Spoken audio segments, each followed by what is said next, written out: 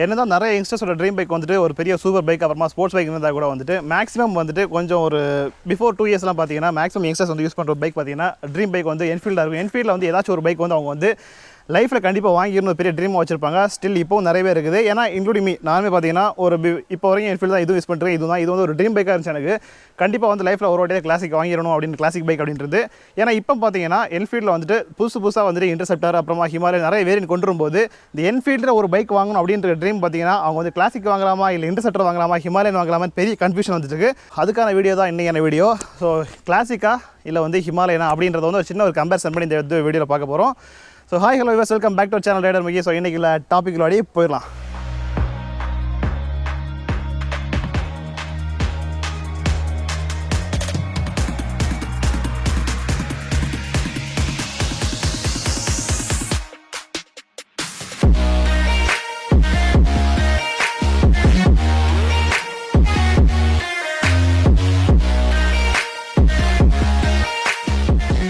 Intro சீன்லாம் முடிச்சுட்டு வந்து திரும்ப வந்து இப்போ வந்து டிஸ்கஸ் பண்ண போகிறோம். அதாவது நீங்கள் நினைக்கிற மாதிரி ரொம்ப வந்து டெப்த்தாக இறங்கி வந்து இந்த சிசி அப்படி இப்படின்னு ரொம்ப வந்து டிஸ்க் சைஸு டயர் சைஸ் அப்படிலாம் வந்து எக்ஸ்பிளைன் பண்ண போகிறதில்ல.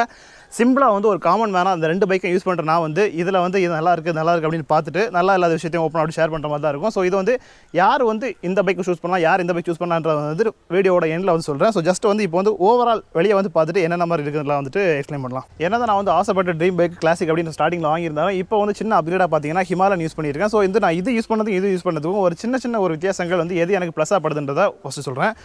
ஸோ பார்த்தீங்கன்னா இதில் வந்து கன்சோல் எடுத்துட்டிங்கன்னா வந்துட்டு ரொம்ப பேசிக்காக இருக்கும். அதாவது ஒரு பெட்ரோல் எவ்வளோ இருக்குன்றது வந்து பார்க்க முடியாது. ஸோ அந்த அளவு இருக்கும். ஜஸ்ட் ஆம்மீட்டர், ஒரு ஸ்பீடோ மீட்டர் மட்டும், ஒரு கிலோமீட்டர் மட்டும் தான் உங்களுக்கு இருக்கும். மற்றபடி எதுவுமே இருக்காது. பட் இது நீங்கள் வந்து கிளாசிக் கிளாசிக்கில் ஹிமாலயன் எடுத்துக்கிட்டிங்கன்னா வந்துட்டு உங்களுக்கு நல்லாவே தெரியும். ரொம்பவே வந்து ஆப்ஷன்ஸ் கொடுத்துருப்பாங்க. அதாவது எத்தனாவது கியரில் இருக்குது, அப்புறமா வந்து கியர் பொசிஷன், எத்தனாவது கியரில் இருக்குது. ஸோ நிறைய விஷயங்கள் இருக்கும். பெட்ரோல் ஈவன் எவ்வளோ பெட்ரோல் இருக்குன்றது எக்கத்தப்பாக கொஞ்சம் காட்டினா கூட பார்த்தீங்கன்னா அட்லீஸ்ட் அந்த மீட்டர் அதில் கொடுத்துருக்காங்க.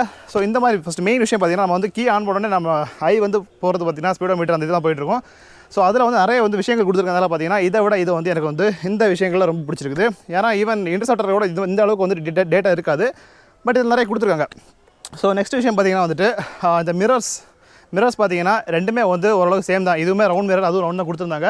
பட் இதை விட அதில் வந்து பைக்கோட வைப்ரேஷன் நார்மல் ஓரளவுக்கு கம்மியாக இருக்கிறதால பார்த்தீங்கன்னா அந்த வியூ வந்து கொஞ்சம் இதை விட இது கொஞ்சம் பெட்டராக இருந்துச்சு எனக்கு ஃபீல் ஆச்சுது.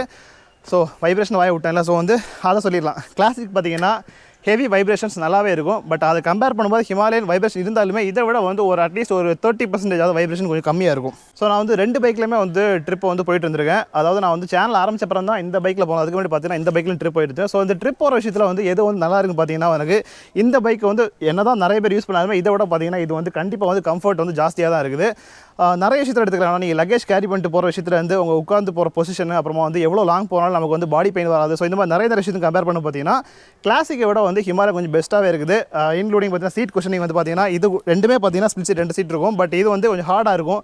அதை விட இது பார்த்தீங்கன்னா ரொம்பவே குஷன் ஜாஸ்தி சாஃப்ட்டாக இருக்கும். ஈவன் பில்லியன் ரைடர் பார்த்தீங்கன்னா கிளாசிக்கை விட ஹிமாலயனில் ரொம்ப கம்ஃபர்ட்டாக போகலாம்.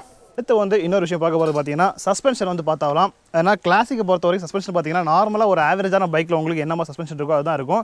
ரொம்ப எக்ஸ்ட்ரீமாக வந்துட்டு நீங்கள் ஒரு ஆஃப் ரோடிங் பண்ணும்போது இல்லை ஸ்பீட் பிரேக்கில் போடும்போது உங்களுக்கு வந்து நல்லா வந்து ஸ்மூத்தாலாம் இருக்காது. பட் அது எப்படி ஃபீல் ஆகும்னா நமக்கு வந்து சீட்டுக்கு அடியில் பார்த்தீங்கன்னா ஸ்ப்ரிங்ஸ் கொடுத்துருப்பாங்க.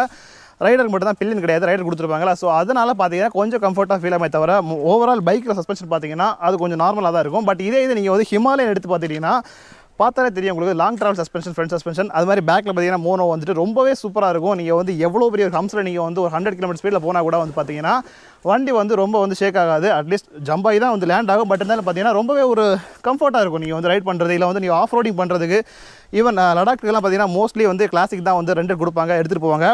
பட் அது என்ன தான் யூஸ் பண்ணாலுமே அதை விட வந்து ஒரு 50% எக்ஸ்ட்ரா கம்ஃபர்ட் கொடுக்கும் உங்களுக்கு இந்த பைக்கு. தென் வந்து வீலுக்கு வந்துடலாம். வீல் எடுத்துக்கிட்டால் பார்த்தீங்கன்னா கிளாசிக் வந்து ரெண்டுமே ஃப்ரண்ட் அண்ட் பேக் வீல் பார்த்தீங்கன்னா சேம் சைஸ் தான் இருக்கும் ஆல்மோஸ்ட். பட் வந்து ஹிமாலயன் எடுத்துக்கிட்டால் ஃப்ரண்ட் வீல் சைஸே வந்து பெருசாக இருக்கும், பேக் வீல் வந்து சின்னதாக இருக்கும்.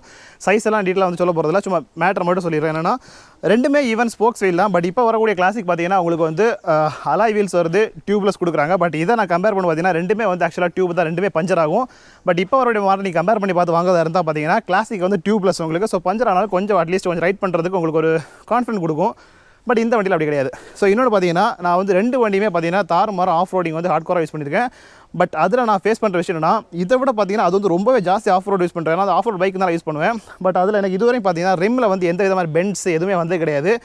பட் கிளாசிக் வந்து நார்மலான ஒரு பள்ளத்தில் நம்ம வந்து ஸ்பீடாக விட்டால் பார்த்தீங்கன்னா ரிம் வந்து அடிக்கடி பெண்ட் ஆகும். நான் வந்து இந்த பைக் யூஸ் பண்ண டைமில் பார்த்தீங்கன்னா ஒரு மந்த்லி ஒன்ஸ் இல்லைனா 2 months ஒருக்கா பார்த்தீங்கன்னா ரிம்மை கழட்டி ஃபுல்லாகவே தட்டி பெண்ட் எடுக்கிறது. ஸோ இந்த மாதிரிப்பட்ட விஷயங்கள்லாம் வந்து கிளாசிக்கில் பண்ணிகிட்டு இருந்தேன். பட் ஸ்டில் இது வரைக்கும் ஒரு வாட்டி கூட வந்து எனக்கு வந்து ரிம் வந்து பெண்ட் ஆனதில்லை. இதுக்கு மேலே ஆச்சுன்னா அப்புறமா நான் சொல்லிக்கிறேன் நான். ஸோ ஒரு பைக் வாங்கின அப்புறமா என்ன தான் நம்ம புது பைக்கை வந்து கொஞ்சம் மாதம் யூஸ் பண்ண அப்புறமா எக்ஸ்ட்ரா மாடிஃபிகேஷன்ஸ் பண்ணலாம், இல்லை வந்து ஏதாச்சும் ஒரு சின்ன அசரிஸ் வந்து எக்ஸ்ட்ரா ஃபிட் பண்ணலாம், இதில் மாற்றலாம் இதை மாற்றலாம்லாம் தோணல. ஸோ அந்த மாதிரிப்பட்ட ஒரு மென்டாலிட்டி இருந்துச்சுன்னா பார்த்தீங்கன்னா உங்களுக்கு மேக்ஸிமம் அசரிஸ் எது கிடைக்குன்னு பார்த்தீங்கன்னா கிளாசிக்கு தான் நிறைய அவைலபிள் இருக்கும். ஏகப்பட்ட இது நீங்கள் வந்து அந்த பைக் லுக்கே வந்து ஃபுல்லாக எக்ஸ்ட்ரீம் ஃபுல்லாக மாற்றிடலாம். பாபர் லுக் நிறைய மாடல் நீங்கள் பார்த்தீங்கன்னா பேக்கேஜாக வச்சுருக்காங்க, இல்லைனா தனியாக நீங்களே வாங்கி விட மாற்றிக்கலாம். பட் இதே இது நீங்கள் ஹிமாலயன் எடுத்துக்கிட்டிங்கன்னா வந்துட்டு உங்களுக்கு அசரிஸ் இருக்கும். அதாவது அந்த ஸ்டாக்கில் இருக்க அப்படியே ஃபிக்ஸ் பண்ணுற மாதிரி இருக்குது. ஓரளவுக்கு பண்ணலாம், மாடிஃபிகேஷன் பண்ணலாம். பட் நிறைய காஸ்ட் ஆகும். அது மாதிரி எல்லா இடத்துல அவைலபிள் இருக்காது. குறிப்பிட்ட இடத்துல மட்டும் தான் அந்த மாதிரி மாடிஃபிகேஷன் பண்ணுவாங்க. பட் கிளாசிக் எடுத்துகிட்டால் கண்டிப்பாக வந்து ஊருக்கு ஒரு மெக்கானிக் ஷாப்பில் அந்த மாதிரி வந்து மாடிஃபிகேஷன் பண்ணுறவங்க கண்டிப்பாக இருப்பாங்க. ஸோ மாடிஃபிகேஷன்ஸ் அண்ட் அசரிஸ் பார்த்தீங்கன்னா இதை விட இதுக்கு வந்து நிறைய அவைலபிலிட்டி இருக்கும். பட் இது வந்து கொஞ்சம் ரேர். என்ஃபீல்டு எடுத்தாலே கண்டிப்பாக வந்து பைக்கில் வந்து ஹீட் நல்லாவே இருக்கும். ஸோ அது வந்து 2 பைக்கில் எது வந்து நம்ம வந்து அட்லீஸ்ட் கொஞ்சம் மேனேஜ் பண்ணலாம் அப்படின்றது பார்த்தீங்கன்னா கிளாசிக் வந்து செம்மையாக ஹீட் ஆகும். அதை விட ஹிமாலயன் பார்த்தா கொஞ்சம் வந்து கம்மியாக இருக்கும், அவ்வளோதான். பட் 2 பைக்குமே ஸ்டில் வந்து சிட்டியில் ஓட்டும் போதெல்லாம் ஹெவியான ஹீட் இருக்கும். அது மாதிரி இது பார்த்தீங்கன்னா உங்களுக்கு ஃபுல் வந்து ஏர் கூல்டு தான். பட் இது வந்து சின்னதாக ஆயில் கூல்டு கொடுத்ததுனால பார்த்தீங்கன்னா அதை விட கொஞ்சம் வந்து ஹீட் வந்து கொஞ்சம் ஒரு பெட்டராக இருக்கும்னு வச்சுங்களேன். ஸோ வந்து ஹீட் வந்து கண்டிப்பாக வந்து கிளாசிக்கில் தான் ஹெவியாக இருக்க போகுது. அடுத்த விஷயம் பார்த்தீங்கன்னா வந்துட்டு எப்போவுமே வந்துட்டு நம்ம எதிர்பார்க்குறது பார்த்தீங்கன்னா எந்த பைக் எடுத்தாலுமே ஃபஸ்ட்டு கொஸ்டின் பார்த்தீங்கன்னா மைலேஜ் அதான் கேட்போம். ஸோ மைலேஜ் படி பார்த்தீங்கன்னா வந்துட்டு கண்டிப்பாக வந்து கிளாசிக் தான் உங்களுக்கு கூட மைலேஜ் கொடுக்கும். ஈவன் சிசி பார்த்தா தெரியுங்களா 350 சிசி.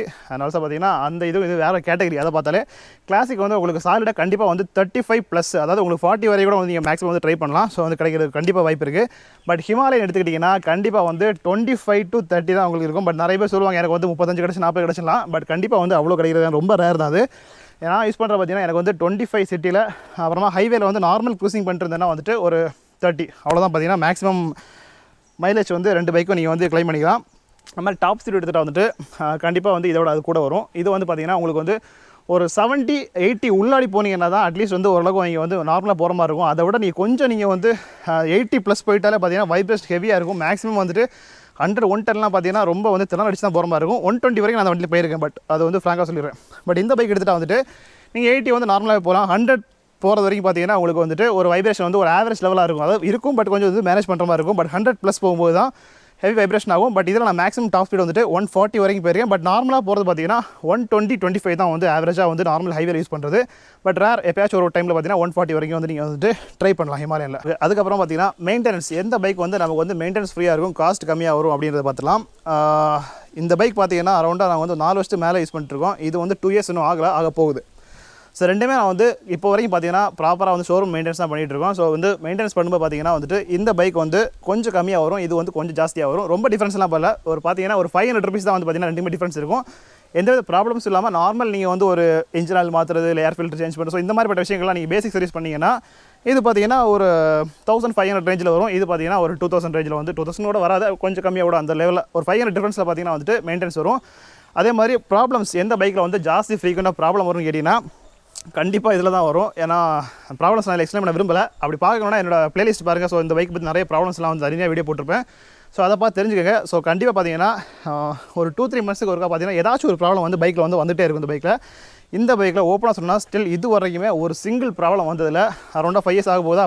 ஸோ இது வரைக்கும் பார்த்தீங்கன்னா ஒரு ப்ராப்ளம் வந்ததில்லை. சேஞ்ச் பண்ண பார்ட்ஸில் பார்த்தீங்கன்னா ஒன்லி செயின் அண்ட் ஸ்ப்ராக்கெட் மட்டும் தான் சேஞ்ச் பண்ணியிருக்கோம். அப்புறமா பேட்டரி வந்து சேஞ்ச் பண்ணியிருக்கோம். ஸோ அதை விட்டு வண்டியில் எதுவுமே சேஞ்ச் பண்ணதில்லை. ப்ராப்ளம்ஸும் இது வரைக்கும் வந்ததில்லை. கிலோமீட்டர் பார்த்தீங்கன்னா 41,000 கிலோமீட்டர் ஓடிடுச்சு. பட் இது 2 years ஆனால் கூட இது வந்து 42,000 ஓடிடுச்சு. ஸோ கொஞ்சமே ஜாஸ்தியாக ஒரு 1000 கிலோமீட்டர் ஜாஸ்தியாக ஓடிடுச்சு. ஏன்னா வந்து இது வந்து ஜாஸ்தி நான் ட்ரிப் வந்து யூஸ் பண்ணிட்டுருக்கேன். இப்போ வந்து இது வந்து ட்ரிப்புக்கு அவ்வளோ யூஸ் பண்ணாமல் நார்மல் வீட்டு யூசேஜ் பண்ணிட்டுருக்கனால வந்து கொஞ்சம் வந்து கம்மியாகிட்டு இருக்கு, அவ்வளோதான். ஸோ வந்து மெயின்டெனன்ஸ் வந்து பார்த்தீங்கன்னா ஆல்மோஸ்ட் 2 சேம் தான். ப்ராப்ளம்ஸ் வந்து இதில் தான் நிறைய வரும், இது கொஞ்சம் கம்மியாக வரும். ஃபைனல் பாயிண்ட் என்னென்னா இதான் நீங்கள் வந்து கண்டிப்பாக எதிர்பார்ப்பீங்க. நீ என்ன கர்மத்தை வேணால் பேசிட்டு போடா, ஃபைனலாக வந்து எந்த பைக் சூஸ் பண்ணலாம் அப்படின்னு நீங்கள் வந்து கேட்பீங்க.